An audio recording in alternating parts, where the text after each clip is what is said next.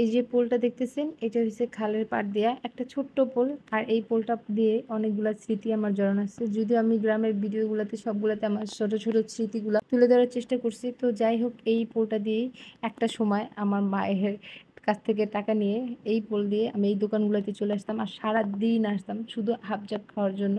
যাই হোক, সেই অভ্যাসটাই আমার বাচ্চারা পাইছে। দেখেন কি অবস্থা করে মালিয়া। তো যাই হোক, এই যে দোকানে চলে আসলাম, এখানে খুঁটিনাটি কিনবো, বাচ্চারা খেতে চাইছে তাই ওদেরকে নিয়ে এখানে আসি। আর আমারও খুব ইচ্ছে ছিল এই দোকানগুলোতে আসবো পরিচিত মানুষদের সাথে দেখা হওয়ার জন্য। তো যাই হোক, আসা যেমন কথা তেমন কাজ। আর আসার পরে সত্যি যাদের সাথে বাড়িতে দেখা হয় না তাদের সাথে এখানে দেখা হয়ে গেছে। তো দোকানের যে ভাইয়াটা ছিল উনি আমাকে অনেক ভালো জানতো, অনেক বেশি ভালো জানতো, যেটা বলে বুঝাতে পারবো না। আসলে মানুষের ভালোবাসাটা তো আর মুখে বলে বোঝানো যায় না। তো যাই হোক, সেটা আপনারা জানেন সবাই। তো যাই হোক, এখান থেকে মালিহাদের জন্য অনেক কিছু নিছি, নিয়ে তারপরে বাসার দিকে যাব। আর ছোটবেলা বাবার পকেট থেকে টাকা নেন নাই বা মার পকেট থেকে টাকা নেন নাই এমন মানুষ খুব কমই আছেন আমার জানা মতে।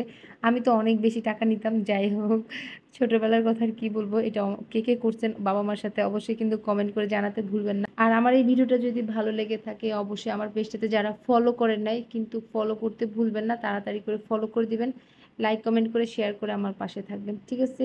আর কোনো কিছু ভুল ত্রুটি হলে অবশ্যই কমেন্ট করে জানাবেন। আর আমার গলাটা একটু ভাঙা, কারণ আমার ঠান্ডা লাগছে তাই একটু কথাগুলো ব্যতিক্রম শোনা যাইতেছে। কেউ কিছু মনে করবেন না, ক্ষমা দৃষ্টিতে দেখবেন।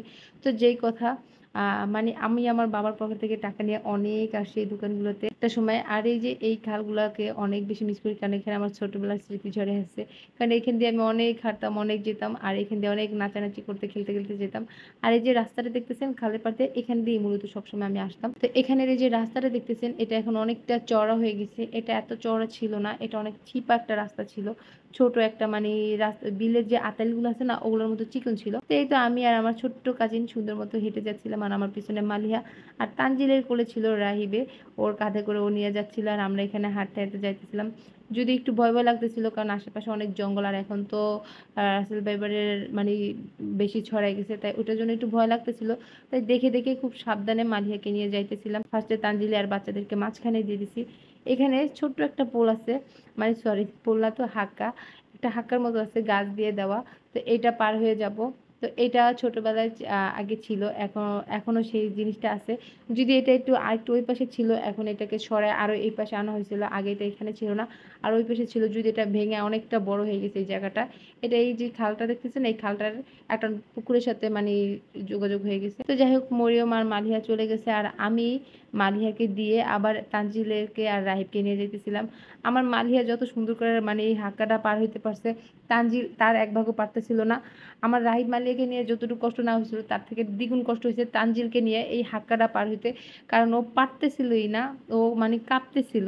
আমার মনে হইতেছিল যে যে কোন মুহূর্তে আমি মনে হয় পড়ে যাব এরকমের লাগতেছিল, কারণ তানজিল প্রচুর প্রচুর প্রচুর ভীতু।